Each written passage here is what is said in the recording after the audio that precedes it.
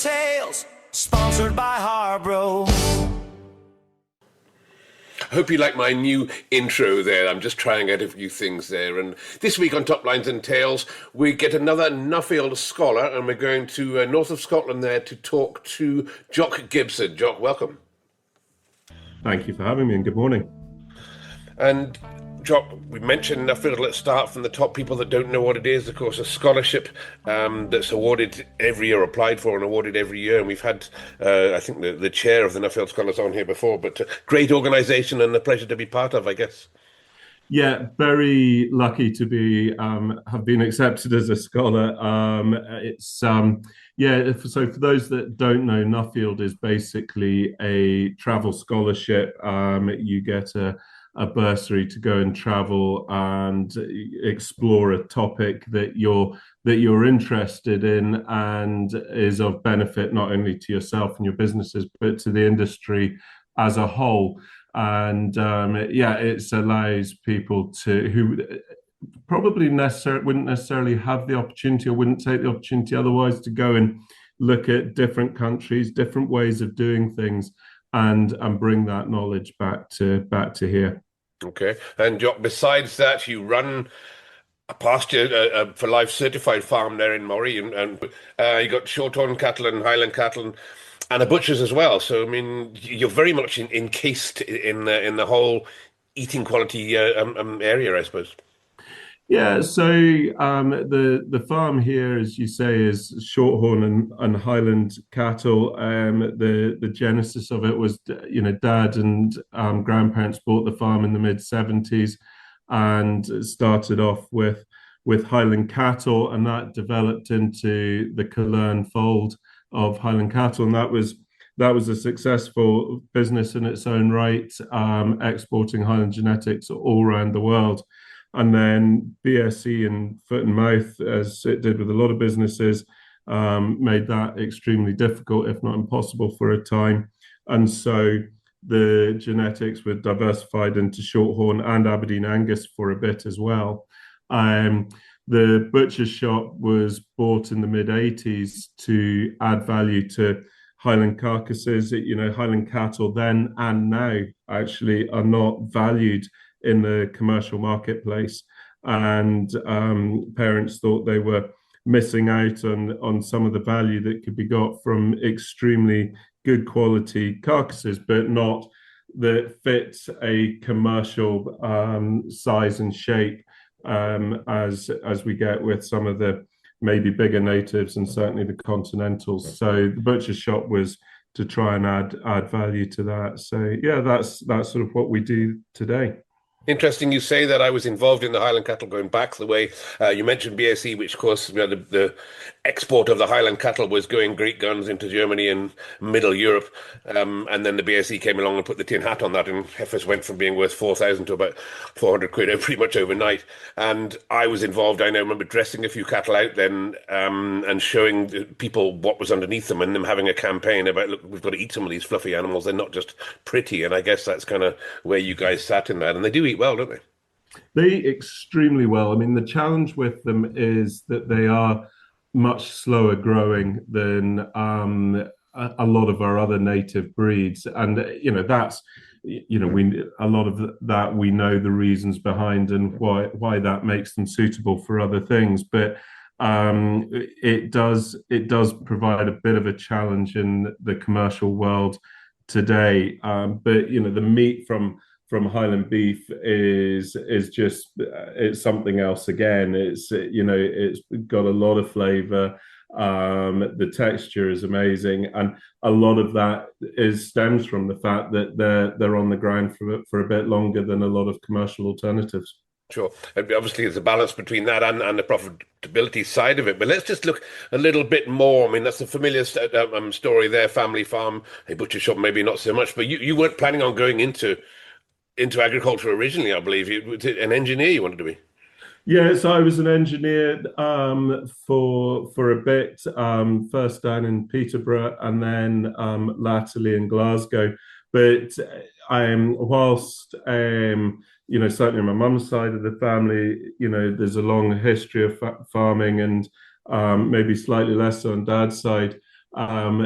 this business here was really a once and only generation business. So, it's just a small farm that we have here. Dad sort of started it, and it was parents' view that they would finish it. It wasn't really going to be multi-generational. Things changed slightly in that regard. I'd already come home to the butcher's shop, and then 10 years ago, I mean, it's almost 10 years to the day, I think, that we moved up to the farm, myself, my wife, and our young family. And yourself, your wife, and a young family, busy time of year, and you've in the middle of that doing a Nuffield where you've been traveling. We'll go on to a little bit more of the finer detail of what you did on that scholarship, but basically you'll be away for a couple of months at a time. There, leaving a wife and family to run that. It's a difficult thing to juggle it. Yeah, I mean, I sometimes say that we got two Nuffields for the price of one. Last year I disappeared off at the start of March and didn't return back until the end of May, beginning of June. So it was a good 3 months that I was away. And, that is challenging for not only for the family, but also colleagues that work with us, both in the farm and the butcher's shop. All of a sudden, they're having to make decisions that they wouldn't normally used to be making. And it's what's been really nice is it's been a real period of growth for everybody as individuals. And as a result, I think we are a much stronger team for it. It's not been without its painful places. It wasn't always easy. But as a result, I think we're in a much better place, a much stronger place. Okay, and let's look at the scholarship. You need to put forward a thesis, and you are going to the Nuffield Conference, or maybe mention that in a minute to give your final précis or presentation of what you've done there. But the study was enhanced meat eating quality from 100% pasture and forage systems. Have I got that right? Yeah, it's. I think that's what it is today. The title has changed and developed over the last 2 years, and I'm still not convinced it's exactly where it should be. But I think it's now fixed in tablets of stone as being that. So yeah. Okay, and that with running a butcher shop, there you are getting first-hand experience on processing animals that are coming through your farm on a grass-fed system. And you have run the abattoir side of that as well? Do you slaughter as well? I mean, the whole thing. We're very lucky in this part of the world that we still have two abattoirs that will cater for private kill. So one in Dingwall and one in Granton. Both those abattoirs would do well. I think Dingwall's the busiest abattoir for private kill in Scotland, doing about 30% of what's required. So, we're lucky in that we are well served in this area in contrast to other parts of the country which have a real lack of facilities. Okay. And normally on the Top Lines and Tails podcast, I'm looking at folks to their life story and their anecdotes. But for you, I'm after a few more answers, I think, because you have studied this very much in depth and a very topical conversation that we should have here regarding grass-fed beef. So let's just look at the grass-fed system. When we say grass-fed, for the listeners out there, obviously the converted, we're not to the general public here. These are our farmers that listen to this program. When we say grass-fed, we're talking totally grass-fed from the day they were born, never seen a bite of food, or grass-fed. Is there a certification to say this animal's never seen food, or can they just sneak a little bit of creep in or a bit of feed at later stage? Yeah, so we're on our farm here, we're certified by Pasture for Life. And what I like about the Pasture for Life certification is it does exactly what it says on the tin. It is pasture and forage for the entirety of its life. No creep, no hard feed, no concentrate feed, cereals or anything else. It is basically green stuff that grows out of the ground, for want of a better word. We've gone down that road because increasingly we were getting customers saying that was what they wanted, and so we've adapted our farming practice to cater for that. But it's not been without its challenges, especially this far north. You do have to think a lot more about what you're doing. and the margin for error, because you can't just phone up your favorite feed merchant and order in a wagon of the good stuff. You do have to think about what you're doing a bit more. Certainly, and we'll have a look maybe at the pasture management side of that as well, because that's obviously very crucial to doing something like this. And when the animals, other people bring the animals in for the winter, yours obviously can't come in for the winter because there's no grass in there. Is that right? Or are they coming in and No, getting so silage? we can still bring them in and feed silage. And I think if I mean, we don't do it, but I think in the standards you can still use whole crop silage so long as it's cut at a certain stage, so before ear emergence, I think. But we use grass silage and a bit of hay. Okay. Okay. And tell me about you said the demand from your customers. I don't know what size of shop you've got there, but obviously a high-end, high-quality butcher's there. Demand from the customer. How did they know they were demanding grass-fed beef? Where would they get that information? Have they been read about this somewhere, or would they learn about it, or did you preach it to them? How would they know that they wanted grass-fed beef? And how do we know, and how do you know that grass-fed beef is better? So I think I guess it wasn't necessarily that they were explicitly saying that they wanted 100% grass fed. It was what they didn't want. When I say this, I'm not making a judgment on farming practices. It is more we are trying to cater to our consumers. So they were saying that they didn't want cereal fed animals, for example, because they were worried about how cereals were grown, rightly or wrongly, and some of their spray applications and what have you.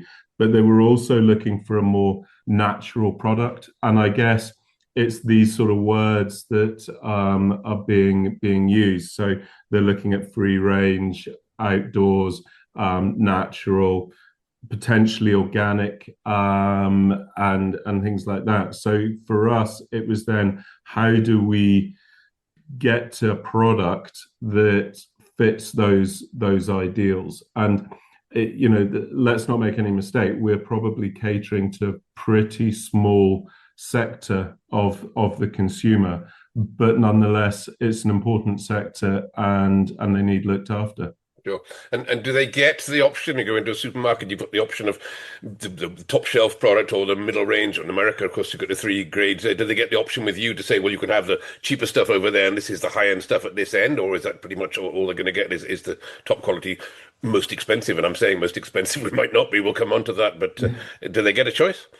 So we don't give too much of a choice because we don't want to confuse the story, and logistically it's harder as well. So and let's not make any mistake about it. There are certain cuts which are extremely expensive, but equally there are cuts that are more accessibly priced. So just because it's reared a different way and is pitched as a premium product, it doesn't mean that it is out of reach of everybody in society, albeit there are some that won't be able to afford it, but they it might not have been on their choices to buy anyway. Okay, I'll maybe go on to that in a second because that's an interesting subject. I remember talking to probably one of the biggest Aberdeen Angus slaughterers in Scotland going back 10 years ago, and him saying the real profit was actual fact he's been able to sell the front end, the poorer cuts, still as a branded beef, and I think that's probably something that helps the profitability of all these things. But let's just go back a little bit then to your animals, and you've been quoted as saying consistency through their lifetime. So the animals needs to be, they don't need those setbacks. I seem to think was a way that you mentioned it. Yeah, so I think for particularly on a grass-based system where the variability of the forage quality varies drastically throughout the year, and when we're getting into this time of year and into winter, and we've maybe got animals on deferred grazing, or the quality of what they're getting is great for maintenance, but maybe not that much more. And especially if you've got small young stock, they don't have the rooming capacity to take in huge amounts of forage, to take in huge amounts of energy to keep them going. So where we have checks or setbacks or even just really slow growth, that doesn't help eating quality. And we quite often hide it by then having a compensatory growth period once you get into late spring and summer. So the weight gain over the piece looks okay, but what we're not looking at is where we are at that key 200 to 400 day growth period. Okay, and that's something, so we'll go on to this Nuffield now. That's something you very much studied, was the eating quality. Let's just have a look at where you went to start with. How many countries did you visit and, during these few trips? How many was on it? So I started in Brazil. We had the Contemporary Scholars Conference, which brings all the Nuffield scholars from around the world into one conference. And for us, that was in Brazil, which was just a phenomenal place to be. And then I went on to Uruguay and Chile, and then New Zealand, Australia, and Japan. That was last year.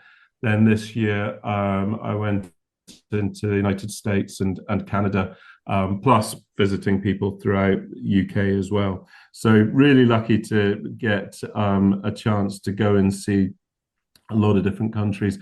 And part of the reasoning behind going to some of those countries was looking at our competitors as a UK industry and what they're doing, but also those countries that are renowned for doing something different, whether it's Japan doing Wagyu beef or Uruguay, which is almost 100% grass-fed, pasture-fed beef, and looking at those countries to see what they were doing differently.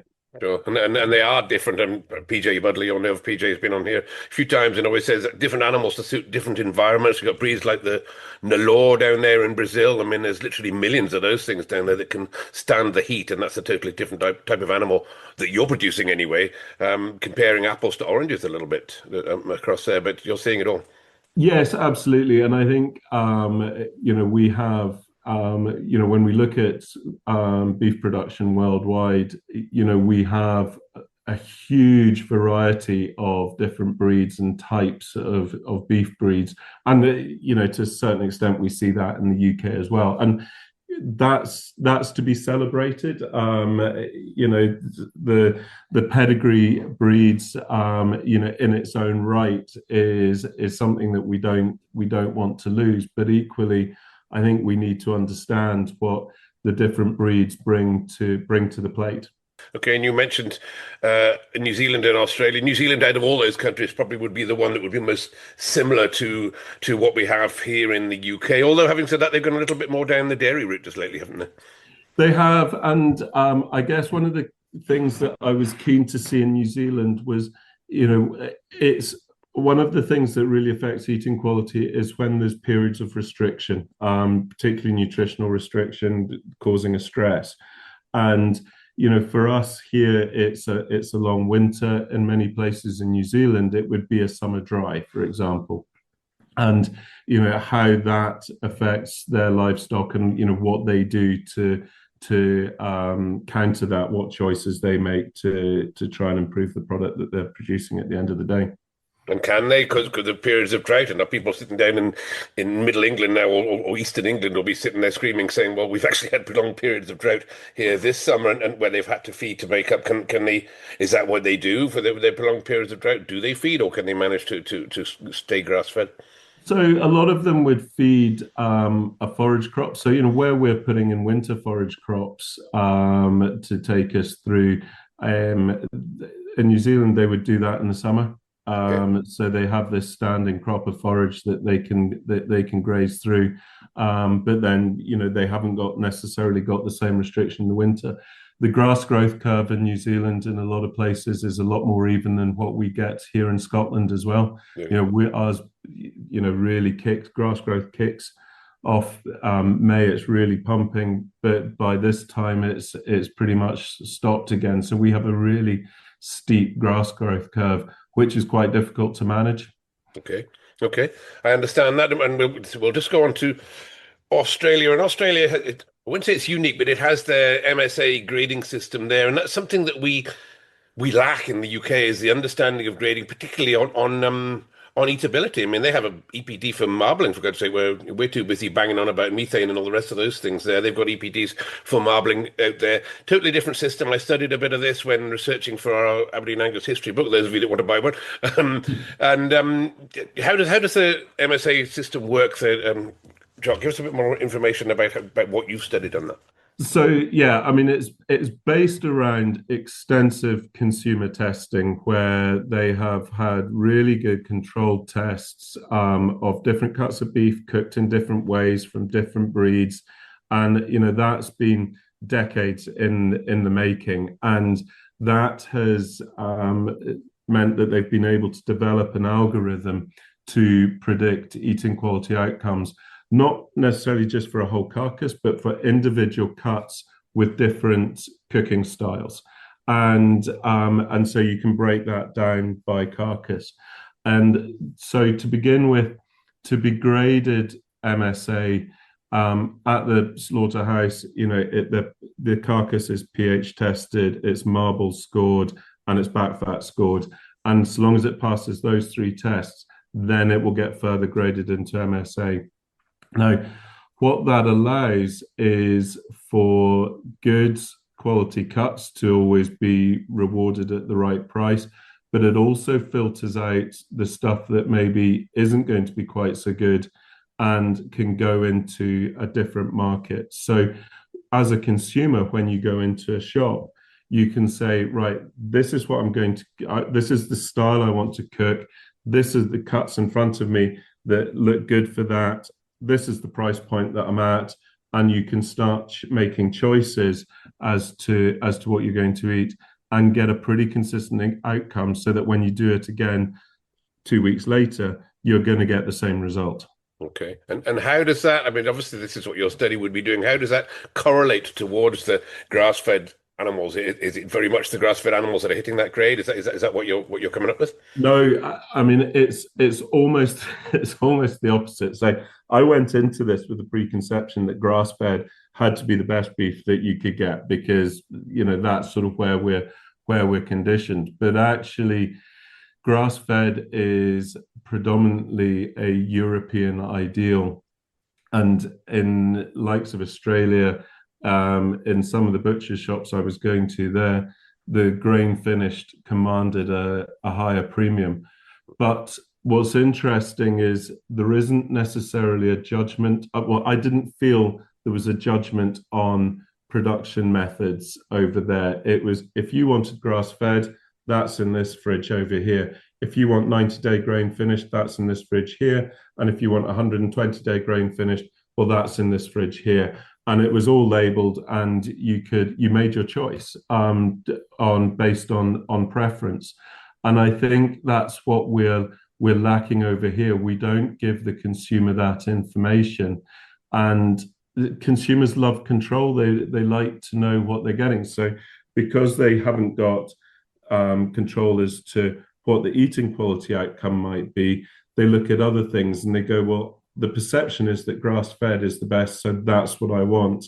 And so as producers, we almost, we say all our beef is grass-fed, but yes, it is, but we also put a certain amount of grain into it as well, and we're not as honest and as open as that. So I think this grading system, if we were to adopt something over here, would allow us to segment the market. It would allow producers to produce the way that they feel they want to and what the ideals that hold true to them, and still find a market for it and a good market for it, whilst giving consumers the choices that they want. Okay, that's well said. I mean, we don't want to call the supermarkets out to be the bad guys here, but transparency is what I think you're talking about there, and transparency across different to allow the consumers to make that choice is something that's has very much been taken away from the consumer. I totally agree. Where even to the point where it's put on the shelf, the more expensive stuff is further up, or however it is done. What do we do in the UK? Who do we talk to try and convince that maybe we need to make some improvements to our grading system to be able to pick out that better marbled beef? I think it's a real challenge. I mean, I know levy bodies have looked at this in the past. I think we still are up against processors because processors are reliant on speed and efficiency through a plant, and some of this will slow lines down. But equally, we have to look at opportunities to get better value for our product.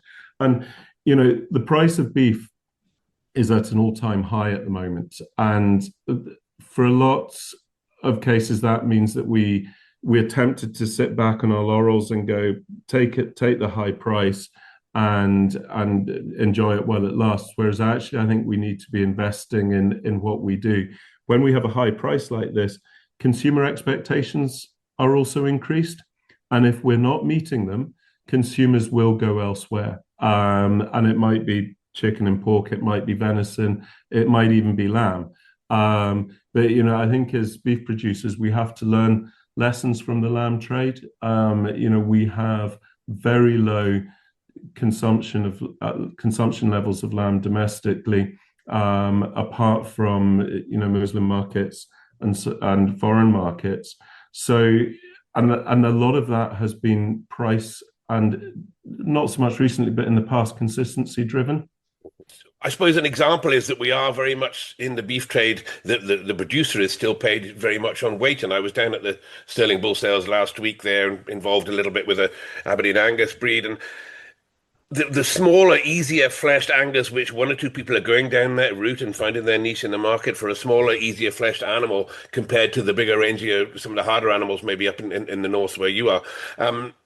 But one butcher, a prominent butcher, supplies a lot of the high restaurant trade down in the south. They said, well, at the end of the day, an animal, a carcass at 300 kilo compared to a carcass at 400 kilos, I'm getting £700 more for it. So it's £7 a kilo. The producer's getting £700 more. So they are still going for bigger animals, and without us, I would say we're not putting an emphasis on quality. Of course we are, but without the real emphasis on quality, then everybody's just going to go bigger and bigger, aren't they?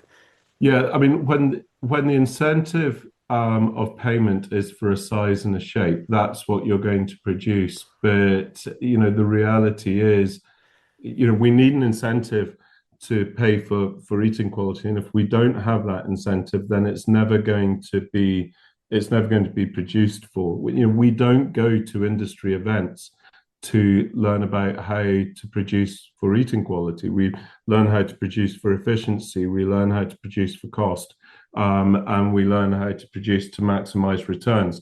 We never actually learn how to produce for, in my opinion, one of the most important factors of what we're doing is how the product is going to be when you put it in your mouth. And that is quite sad, isn't it? Jock, I'm going to go back to my pal Donald McPherson when I applied for Nuffield, and I think Donald got it that year. And Donald was studying in Australia again, I think, eating quality in beef, going back now. I'm not going to show his age, but Donald's age is with me. So he's probably a good 25 years ago. He was doing that, studying that, the same as you've studied just now. And it doesn't sound like we've made much headway in the north of the hemisphere. No, we haven't moved on, and part of that is we are tied to this Europe grid, but there is no reason why we can't do something different in addition to Europe, if that's Europe grid, if that's the way we want to go. Australia have been extremely early adopters of probably the most advanced eating quality system that there is, but the States have their system, and a number of other countries have systems as well, Japan as well.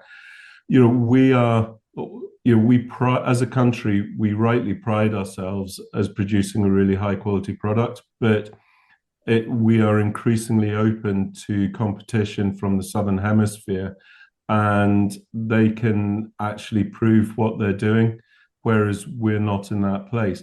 It's really hard. It's taken Australia decades to implement. We haven't even really started yet. So we're miles away from having this in place. But maybe we should have started 20 years ago. The next best time we can start is today or tomorrow. But if we carry on talking about it, we'll be another 10, 20 years down the line and not have progressed with it. Well said, and I guess that's probably a statement you're going to be making to the Nuffield Conference there. And hopefully somebody will listen. You talked about USA. You'd been in Australia, then we just mentioned USA. You said you were there this year. The USA grading system, similar to the MSA, but it does differ, doesn't it? It's very much it's really quite different. It's very much based on marbling only, and they've gone down the route that marbling is a proxy for quality. And I think one of the reasons I was really keen to go to America was because I kept hearing, how amazingly consistent and brilliant American beef was. And there's no two ways about it. It is consistent, but it's a very different beef from what we would traditionally produce in the UK, and particularly from the native breeds that we produce here. A lot of beef is finished in feedlots over there, very high energy rations. And so what comes out is a fantastically tender bit of beef, but doesn't really have huge amounts of flavor. But an American palate isn't conditioned to flavor. And one of the things that I found fascinating was going and seeing people that were producing 100% forage beef over there, and being told that their customers didn't necessarily like it, but the conventionally produced beef over there was making people feel ill. It was, it wasn't doing their health much good. So they were buying this grass-fed beef, which they felt was better for them, better for their health, but the flavor was too strong. So it's a really interesting dynamic over there as to what they're doing. We're all aware that portion sizes are over there. Steaks are much bigger over there. 10-ounce would be your minimum size steak, but because it's so easy to eat, because you don't have to chew it that hard, you can consume a lot in one sitting of that, and flavor is added by a sauce or whatever it is. So it's a different market, and I think it's gone down that road because they've used marbling as a proxy for eating quality. Okay, that's an interesting antagonism there. And you mentioned the sauce. Of course, I love to cook. I'd like to think I'm quite a good cook anyway. Put it that way. We'll talk about, but cooking a steak's cooking a steak, right? Just slap it on the barbie, job done, or is there a little bit more to it than that we need to be looking at? No, I mean, I think a steak should be one of the easiest things you can cook. And so long as you do things like rest it properly afterwards, and bring it up to an appropriate temperature beforehand, it should be a pretty consistent bit of beef to cook and relatively easy to cook. The variety of our production methods and systems and breeds that we use in the country, and maybe not keeping an eye on how we finish an animal, maybe we end up setting cooks up to fail sometimes by not producing a bit of beef that's going to cook well. Okay, and better beef cooks easier, I guess. And yeah, that's fair enough. Fair enough comment. And I mentioned just now, it's not just about this steak. I mean, I had some beef cheek from our farm shop the other day, or yesterday actually. It was fantastic, cooked it for 4 hours, beautiful. And flank and brisket and all these things are going up in price now and on the increase, aren't they? As slow cooking are people learning how to cook the cheaper cuts? Is that what's going on?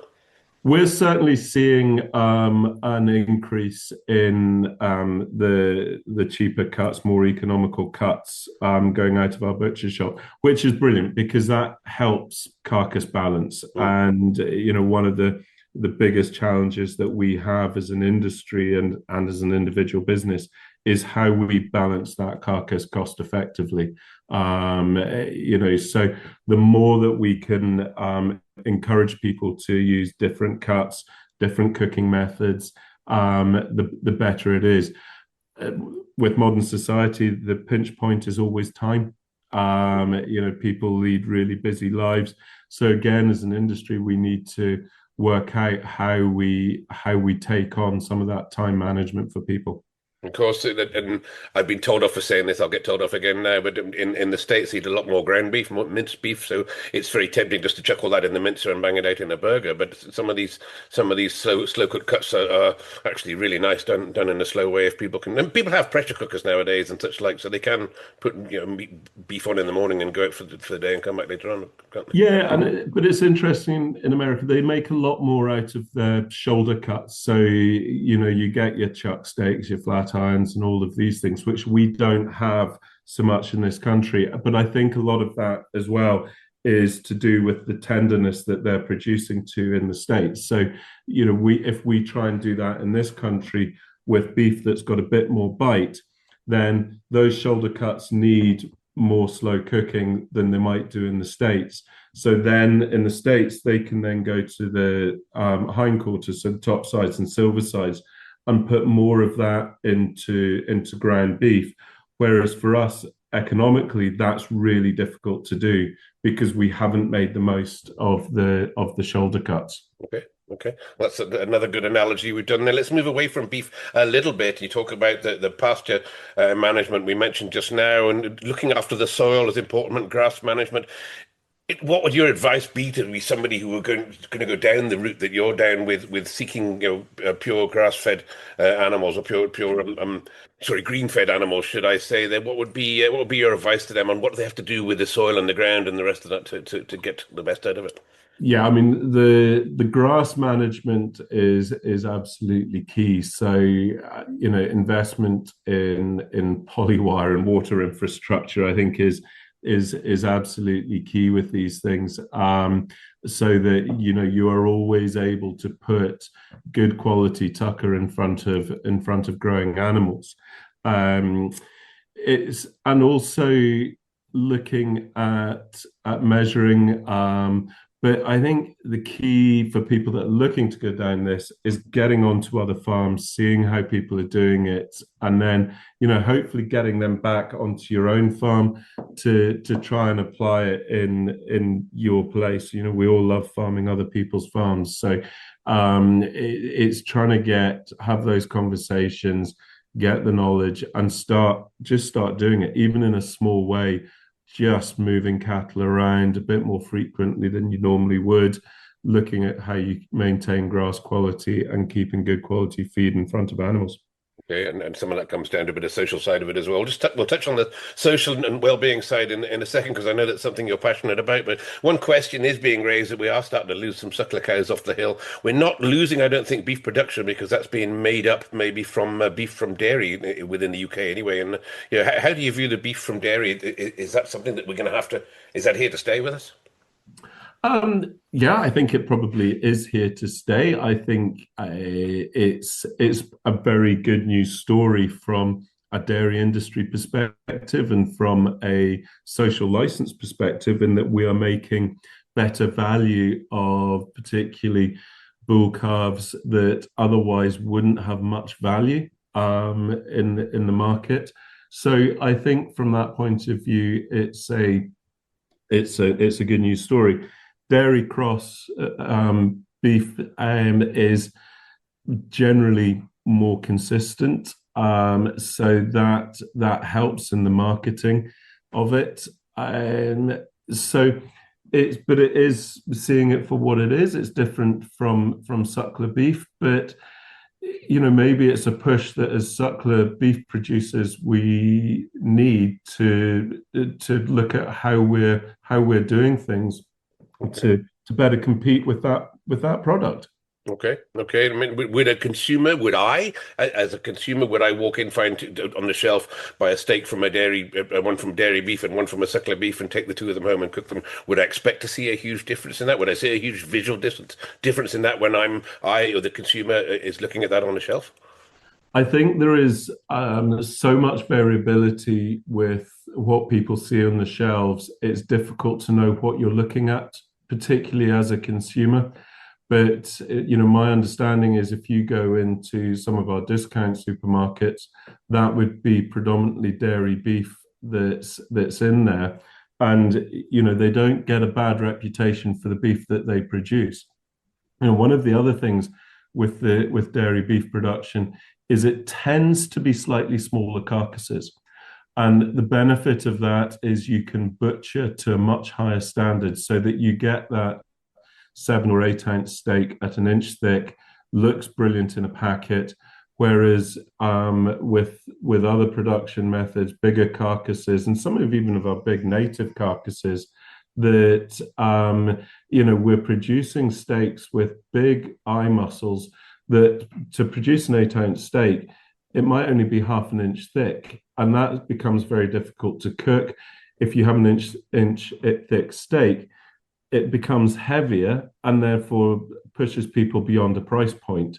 So I think there's a lot to be learned from dairy beef in how we produce for presentation and price point. So yeah. Okay. And we tend to think the other side of it, I guess in France, but here in Scotland just now, we tend to think if it says 28 days Scottish aged beef there, straight away that's coming from the suckler cow up on the hill there. We think of that animal, your Highland beef and your Angus roaming about there all year round and having a good old time, but not the case. I mean, a lot of the dairy beef will be coming out of Scotland or coming over the border. So the Scottish 28-day aged beef tag, should I say? I mean, again, don't want to get out of turn with the supermarkets, but is that a real thing? I think so. I mean, 28-day aged is an interesting one because it doesn't necessarily always tell you how it's been aged. So, when we're looking at maturation, we can either look at dry aging or wet aging. To me, dry aging creates a better product with a better flavor profile. But it results in more waste. I would imagine if it's under a Scotch or Scottish label, the vast majority of it would be suckler beef. That said, if we go back to our discount stores, it will be dairy cross beef that is in there, and quite often that's with a Scottish label. But again, we don't label with the transparency that we maybe ought to. We don't get so hung up about where our wine comes from when we're buying our wine or how it's produced. We have wine from lots of different countries, lots of different grape varieties, and we go and choose what we want based on what we like. I don't see why we shouldn't be doing the same with beef. That's a great analogy. I mean, I live in wine country when I'm back at home as well, so I'm very aware of you can buy a bottle of wine for 10 quid that could be horrible and a bottle of wine for 3 quid that could be nice depending on your palate. So yeah, I totally get that. And the transparency. Well, you're right about the transparency. It needs to be there more. And is there more we can do? The Red Tractors and crowd, is there more that they can do to regulate the transparency? That you talk about the discount supermarkets. I'm going to name Aldi and Lidl when you're coming into that. And is there more that we can do to regulate these to tell people exactly what they're getting, or do we feel it fair that they're doing enough? I think it's they're doing what they're getting paid to do, and what they're getting rewarded for. And I guess I think of it as the Marks and Spencer's effect. This is not just beef. This is 30-day dry-aged Aberdeen Angus beef, and you then start to layer on the messaging, and therefore you can maybe increase your price point. I guess where it maybe falls down is some of these things aren't as regulated or certified, to the extent that gives reassurance to the customer that what they're buying is what they're getting. It's why I like the likes of Pasture for Life coming in the door, Quality Meat Scotland coming in the door on an annual basis. It means that I can turn around and say, what I say we do, and these people have been and come into the farm and seen it as well. So I think as farmers and as an industry, whilst it might be a bit of a pain, we shouldn't shy away from this, because our integrity as an industry and individual business is absolutely key to what we do.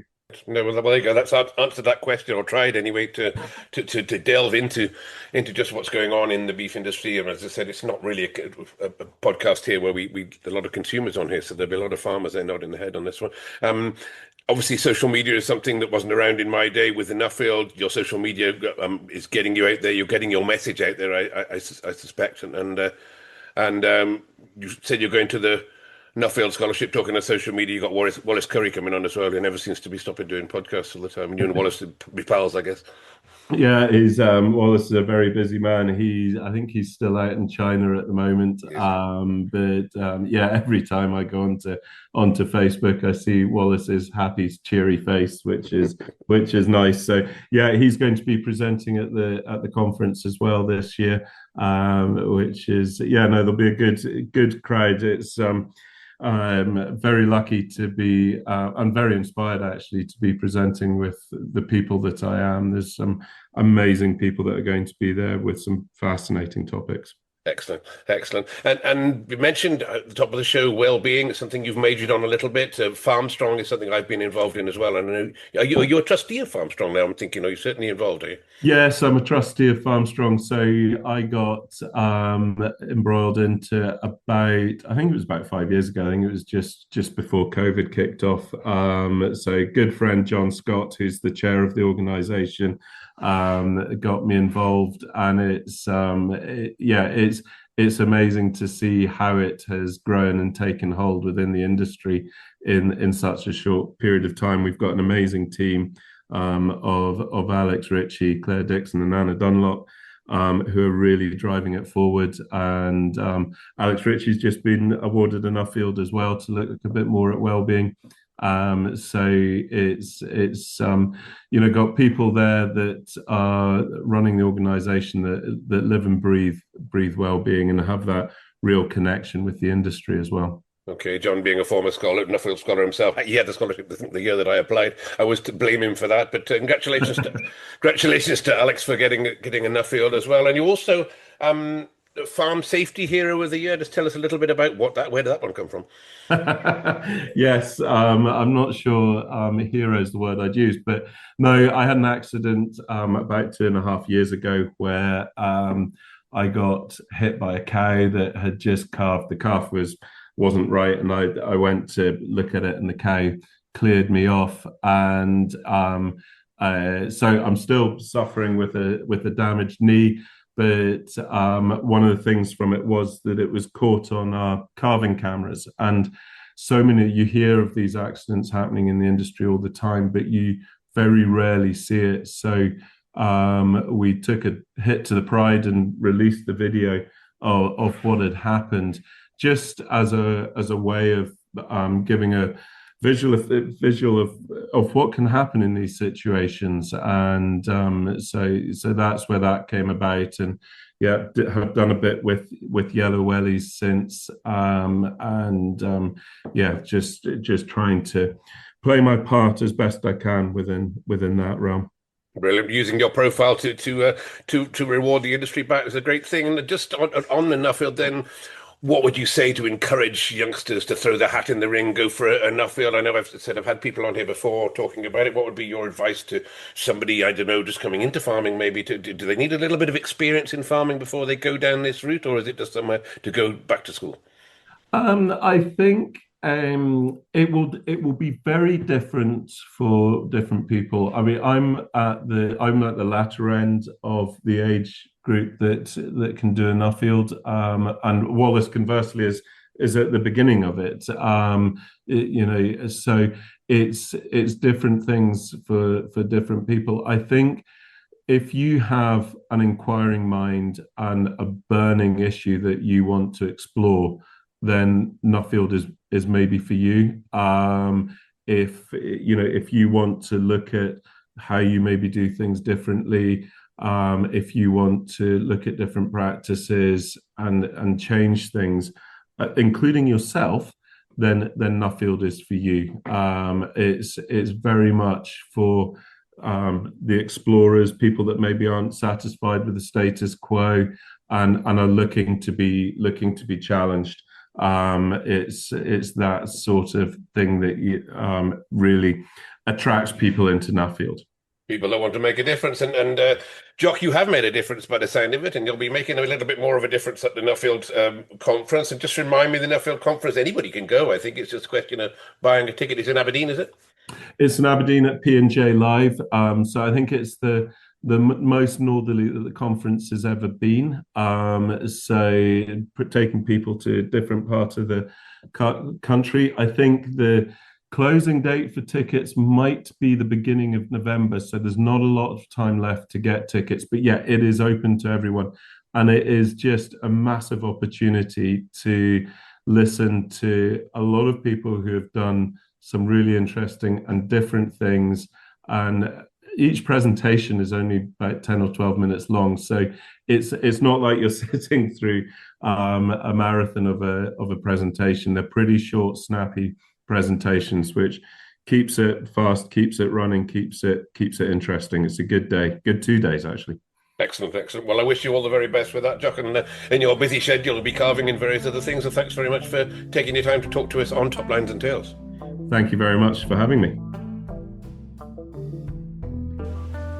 Thank you for listening to this week's episode of the Top Lines and Tails podcast. And as always, we'd like to thank our sponsors, Harborough, for their continued support. And don't forget that suckler cows don't need a lot of additional nutrition through the first half of the winter, yet it's worth considering their mineral pack. And at Harborough, they recommend working suckler from housing until 6 weeks pre-calving, when they'd move on to maybe onto the Super Suckler SEC minerals, which are designed to support a good calving and boost colostrum and quality and get those precious calves off to a good start. So ask Harborough about their 2-step suckler cow mineral package there. Pop down to your local store and have a chat to them, or speak to your local representative and see what Harborough can do to help you with your nutrition and your farming business. And look them out on the internet. And while you're there on the internet, don't forget to look out our Top Lines and Tails Facebook community there. You can join our community there on Facebook, and also if you'd like to sign up to the new Top Lines and Tails newsletter, which has only been running a couple of weeks there, that will deliver you this week's news, maybe twice a week sometimes, all the top news in the livestock world, particularly local to your area, delivered to your inbox there. So just pop onto the Top Lines and Tails Facebook page, and you'll see a link there where you can enter your email address there and receive that weekly newsletter, as well as, of course, seeing photographs and images and other things to back up this and previous episodes. And we're also sponsored this week by Pedigree Pro. Pedigree Pro is a simple sheep management software that will allow you to manage all your animals there in one place in one simple way. So have a look out for pedigreepro.app on the internet. Top Lines and Tails, sponsored by Harborough.